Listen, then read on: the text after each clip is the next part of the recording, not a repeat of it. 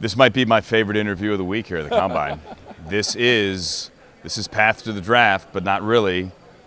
It's here with the Browns. Bucky Brooks, it's good to see you.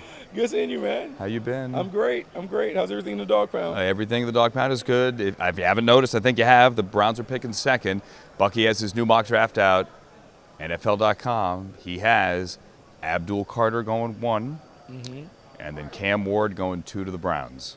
Yeah. As always, I know it's only version 2.0, right? 2.0. Okay. Is this what Bucky thinks should happen, or is this what Bucky thinks he hears will happen? I think it's a combination thing. I think when you are dealing with the 2 quarterbacks at the top of the board, Cam Ward, Shedeur Sanders, guys are going to see them through 2 different prisms. The reason why Cam Ward makes sense to me in Cleveland is all the things that have taken place in Cleveland over the last 5 years when it comes to the quarterback position. One, to have an alpha dog leader. Check. That's what Cam Ward is. You talk to people down in Miami, they talk about how completely changed that locker room based on his leadership. You think about the talent that you need to compete with the other quarterbacks in the division. Lamar Jackson, Joe Burrow, whoever Pittsburgh decides on. You better have an elite quarterback in place. This dude has elite tools. He has great arm talent. He can throw it from a bunch of different platforms. But more importantly, he has the it factor. Everywhere he's been, he's kind of been an instrument of change. Incarnate Ward, think about Washington State, Miami. This dude is a winner. I think in Cleveland, you're looking for that kind of presence to come into the building. And it is interesting, too, how you would hope is still an ascending player. Yes. Like there's still room for growth because you go back to high school in Houston, I mean, they're running it 20 times, not a game, a year, right? I'm sorry, throwing it 20 times a year. It is a run-first offense. And then Incarnate Word, it's like, hey, learn to be a passer. And then here we are. He could have come out last year, yes, and there are all kinds of rumors, Ohio State or this school or that school. He didn't get a great draft grade. I give him credit. He went to Miami, and he was like, all right, look what I can do. Yeah, so everyone talks about the transfer portal at the collegiate level about how bad it is, but for scouts and evaluators, it is good to see how people adapt and adjust. Cam Ward went from playing in the Pacific Northwest to South Florida. Different kind of players he's dealing with. He was able to go on a school that has history and tradition, has great playmakers around him, and he was able to elevate that team. Mario Cristobal has been around some NFL quarterbacks, namely, you think about Justin Herbert. Cam Ward offers similar things, but in a different package. This is a very aggressive leader, someone who holds people accountable. You can go and find all of his stuff on the internet in terms of how he chastises and calls and pokes and prods guys to get them to play at another level. To me, that is needed. And I think with Kevin Stefanski going back to taking over the play calling duties, remember how important the athleticism is when he runs his style and version of offense. Cam Ward offers some of that athleticism to get on the perimeter and do some of those things that you want to do when it comes to the bootleg and naked action. All right. Bucky Brooks, tell me why. Now, I want to make something clear. Just because you like one player doesn't mean you don't like the other player, right? Tell me why, though, you would take Cam Ward over Shedeur Sanders if both were available. Man, so this is tough. I think it really comes down to style of play. And Kevin Stefanski has to figure this part out when it comes to the offense that he wants to run. Last couple of years, he hasn't really run his pure version of the offense. Now they get back to it. So mobility, athleticism, tools, that all goes in Cam Ward's direction. When it comes to directing the offense and managing the offense, Shedeur Sanders is a more polished playmaker in that regard. It really is 1A, 1B for me at the top of the board with quarterbacks.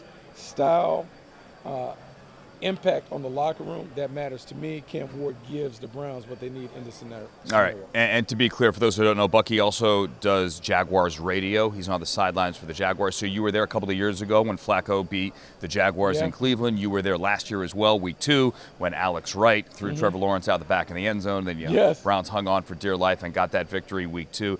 So you've obviously seen the offense with different quarterbacks, and you know what it should look like. Could Shedeur Sanders, if he is a guy, let's say Cam Ward goes 1 to the Titans, Shedeur is the more polished quarterback, right? The footwork's better. The mechanics are better. Could he fit in the offense? I would say the offense would look more like the version that you saw with Joe Flacco and Jameis Winston. Maybe not with the turnovers, but more of the attack style, push it down the field a little more. Remember, he has been schooled by pro quarterback coordinators and coaches and those things, and Pat Sherman and those things. So he's going to be able to pick it up fairly quickly. to me, it looks different in that style. It is more your traditional pocket passer directing the offense, and they had a lot of success with that. I don't know if you can go wrong at the top of the board if they have both of those quarterbacks available. The Browns just have to pick the right one that fits what they want to do short term and long term. Okay, help me out with the best player available concept. Okay. Because on Daniel Jeremiah, our good friend's big board, these two quarterbacks are not in, or maybe they're right outside the top 10. If you're picking one and you're Tennessee, if you're picking two and you're Cleveland, you're picking three and the Giants, they need a quarterback there. Obviously, all three teams, you make the argument, need a quarterback. Tell me why these two quarterbacks are worthy of being in the top three pick conversation when Abdul Carter and Travis Hunter, legit top of the board talents, are sitting right there. Yeah, it depends on what those grades are like, right? So we can talk about top 10s or whatever, but ultimately it comes down to the grade. And so it's like giving someone in class a A versus a A-. How close is it? I would say Shedeur Sanders and Cam Ward are definitely in that conversation of being in the top 10. And now it's a matter of fitting need. So need has to factor in the situation somewhere. You just don't blindly pick best player available. If all things are close, then you go to position of need. That is why Cam Ward and Shedeur Sanders would be in the conversation for the Browns in that situation at 2. Even though others may have a slightly high grade, the need then makes it the deciding factor. For me, the most difficult question in this draft, not is who does somebody take in the top 5, but who's QB3? That is a big question. That is a big question because you have names. Jackson Dart is a name that pops up. People are talking about Jalen Milroe, your fellow Orange guy, Kyle McCord. We'll get into that conversation. All those guys. Is Will Howard in the conversation? Will Howard can be there, but I feel like Will Howard, to me, he's been more inconsistent. I don't trust him as much as some of the other guys ahead of him. Is Tyler Shuck in the conversation? Man, the 7-year guy. The 7-year guy. He's got 4 degrees. 4 degrees. Started at Oregon. Tyler Shuck was going to be originally committed to Carolina. Yes. Bucky's a Tar Heel. He was going to be the guy that took over for Justin Herbert and did for a little bit, and then went to Texas Tech, and then he got 2 degrees at Oregon, and then ended up at Louisville. He's got 4 degrees. 4 degrees, I appreciate it. And like 9 injuries. Yeah, so he's ready for life. I don't know if Tyler gets in that conversation. People will talk about how he looks on tape. To me, it's about how these guys have played over the course of their career. Jackson Dart playing under Lane Kiffin. We saw him light up SEC defense, particularly the last season. I think he certainly is deserving of being QB3. Jalen Milroe, to me, that's if you're into the Jalen Hurts style of quarterback, rugged runner, developing passer that can push it vertically, he has that. Kyle McCord, to me, is kind of like the hidden gem of the group.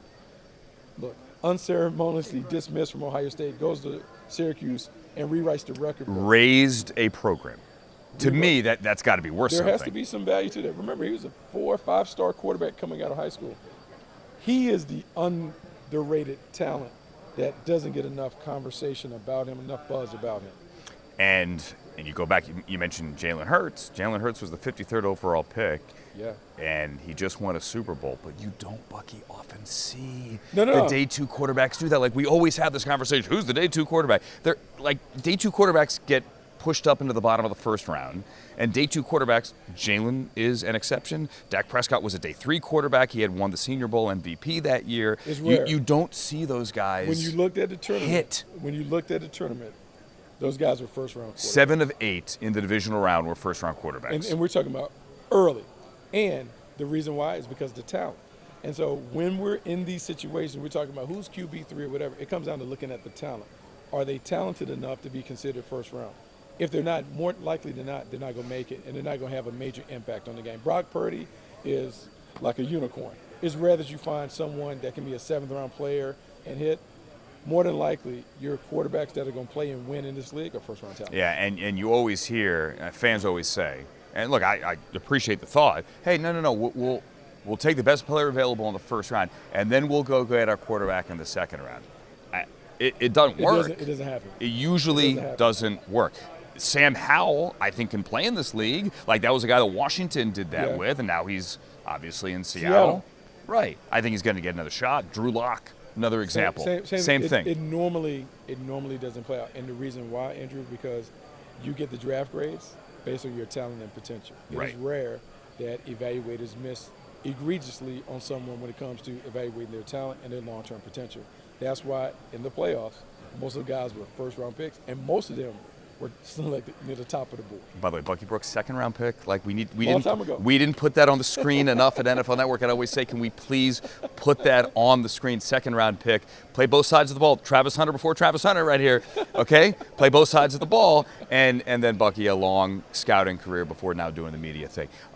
Couple of rapid-fire questions, real quick before we go. Okay. All right. I know we talked to quarterbacks. Who is the best player in this draft? Woo. Travis Hunter, to me, is the best overall player.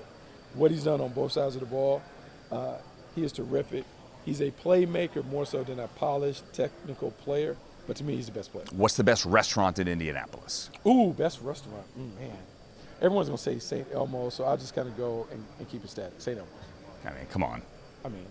If not, I'm going to mention a chain. Like, the chains are all the same. I always go to Ruth Chris, or I'm going to go to Capitol Grill or whatever. I get that anywhere. So I can't say that is true to that. But there is a place called Mesh on Mass Ave that is pretty good. That's about a little spot. I thought you would say like Steak and Shake at 3 a.m. No, I'm definitely not doing that. Like, not in college anymore. I can't do that anymore. Okay. Hard to bounce back. If all the NFL players who are now head coaches, or if all the head coaches who are here that used to be NFL players, ran the 40 this week, who would win? Ooh, of all the coaches that, man, that's tough. You know what? I'm going to go out on a limb, and I'm going to say Matt LaFleur. Because when I look at Matt LaFleur on the sideline, he's fit. A lot of those guys. No. Wait, had to play in the league. Oh, they had to play coaches that played in the league. D'Amico Ryans. Okay. Do you know which NFL head coach who was a former player ran the best 40 time coming out of for the draft? Kevin O'Connell, maybe?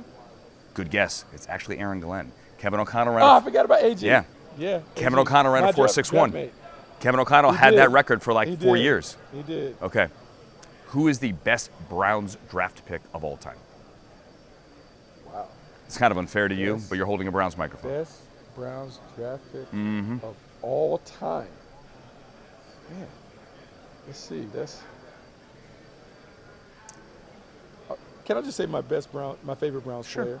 Eric Metcalf. Okay. Was my favorite. You know, he's my favorite too. Yeah. I just want to wear my game socks like Eric Metcalf when he was returning punt. So Eric Metcalf was my favorite player.